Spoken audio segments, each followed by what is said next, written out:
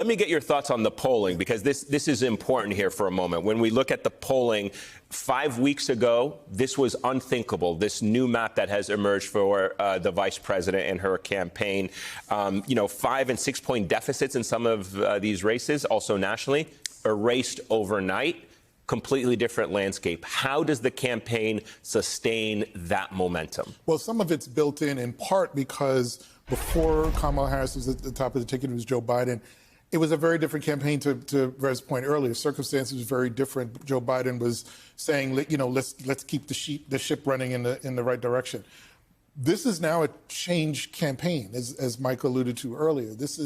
She's a change candidate and a change campaign. And I think as a result of that, people's motivations are different. People's enthusiasm is very different because they know through Kamala Harris, this country can go in a different direction than what Donald Trump is proposing. So having said that, it goes back to the point from before. She had been going out into these communities and making these trips beforehand. The fact that she's doing it now, again, at the top of the ticket and going into areas that Democrats may not have been as great going into before, but making sure that they're contesting everywhere. I will say in Georgia specifically, I know that Stacey Abrams did a lot when she was running for governor to go into some of these rural communities, talked a lot to black farmers, for example, right. And make sure that they're included in these conversations. But I think if we see that strategy across more of America, as they have been doing, more people get to know her, and the more they know her, the more they trust her.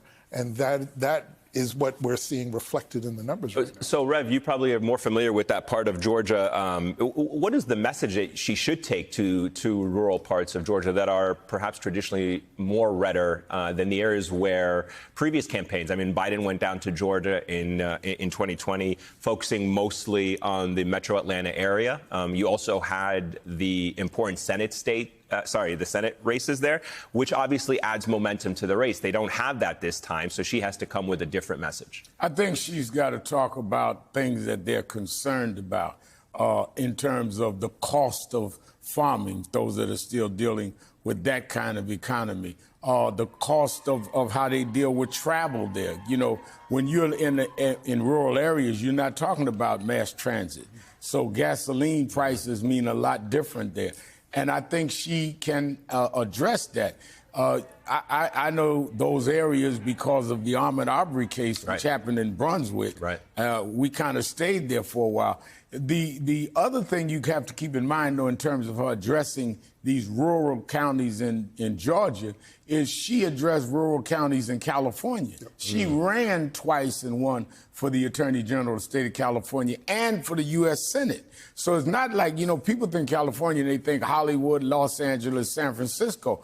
In between there, you might be in a place like Georgia. Right. And she ran in all of them and got elected each time. I'll add to that because even if you go to upstate New York, it looks a lot like some of these parts of the country. There are at least 30 counties in the state of New York that consider themselves rural. And when I was up there as executive director of the party, just going and talking to those farmers, when they're giving out squash at the end of events to their neighbors, and you're like, why are you doing that? I say, some of it we can't take to market because it's not shaped properly, doesn't look properly, so we can't sell it. So I was like, talk to me about the economics of that. Just being there and showing up and trying to recruit candidates from those communities to contest in all of these spaces, everywhere from California to Georgia, West Virginia, and yes, even upstate New York, all of that matters.